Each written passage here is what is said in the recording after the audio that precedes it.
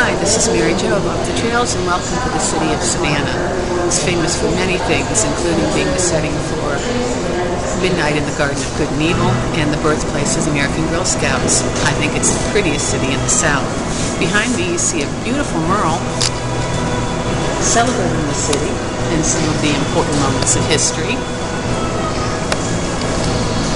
It's in the former colony of Georgia, named for King George of England. So we're in the Visitor Center now, always a great place for a first stop. So come on along with us and enjoy Savannah.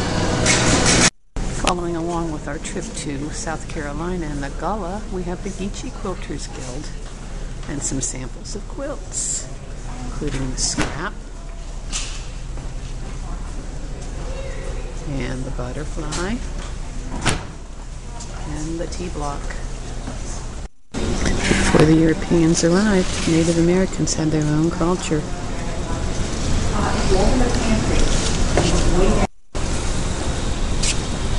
British colonists, Africans helped build Georgia into the state that it is today. The famous Eli Whitney's cotton gin. And here's a huge bale of cotton.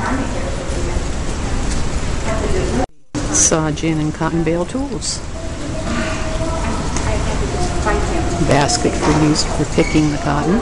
It was designed for use in the fast waters of the upper rivers as well as for the quiet backwaters of the rice fields. It's double-headed. Here we have the remnants of the old tabby with the oyster shells. It was an important part of Georgia's history. This is the central of Georgia, 1843 to 1972. There's a dentist office from 1918. Some early dentures from 1918.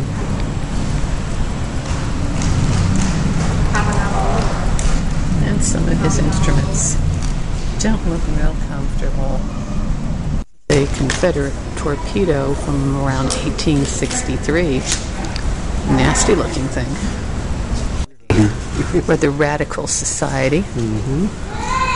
But it was women gathering funds for their husbands who were on the gunboats.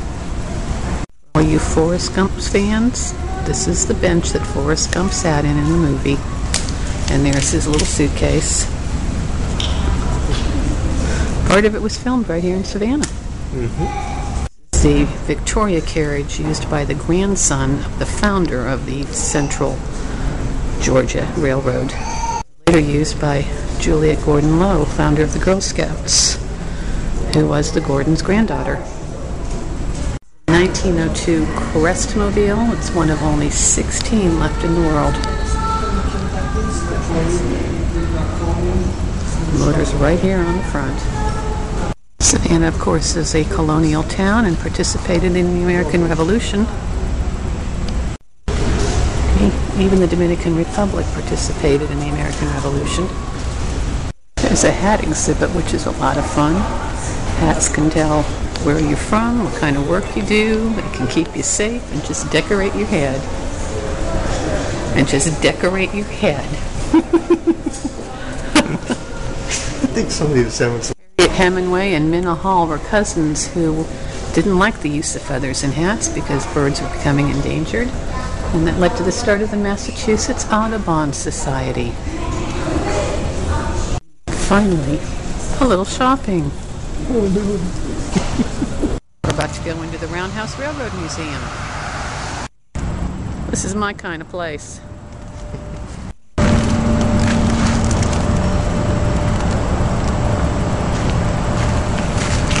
Enter here. Pickpockets and loose women.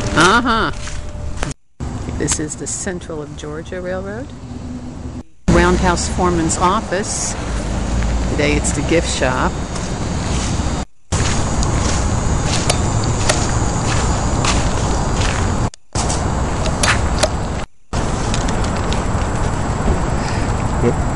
This was a railroad turntable. And as you can see inside the little yellow control room, you saw a big crank there, big handle.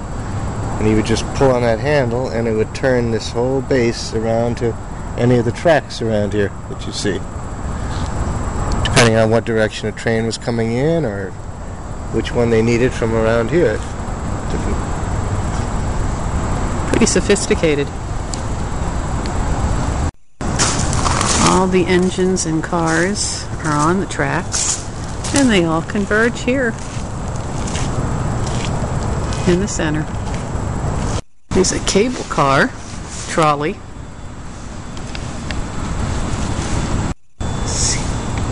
Huge roundhouse building.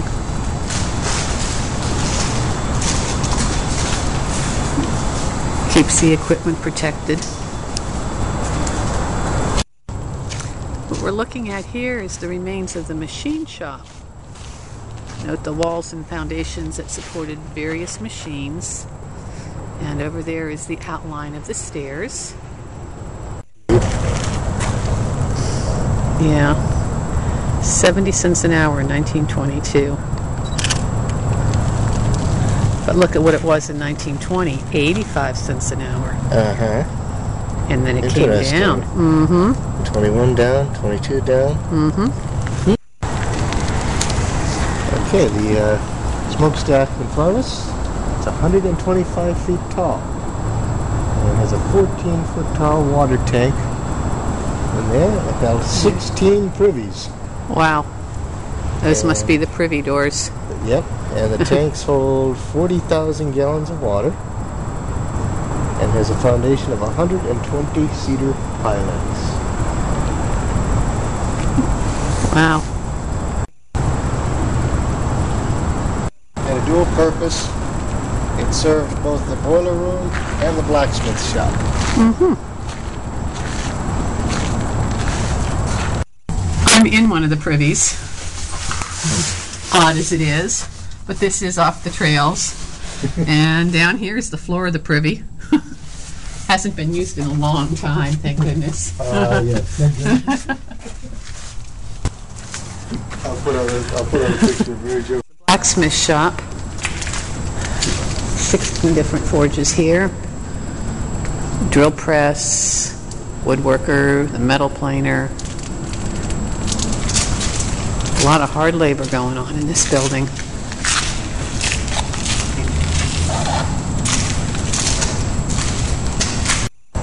Over here's the planing shed where the workers milled the lumber, and the lumber shed. This is an 1852 Findlay engine. There were all kinds of offices and types of work needed to run the railroad, and this is the print shop. This is a diorama by the Coastal Rail Buffs. As Greg said, it's a kid's dream. It's on. It's huge. Way over there, looks like it's winter. Here comes a train.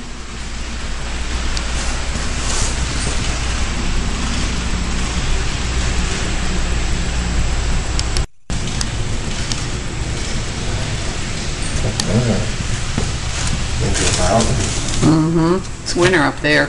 Yeah.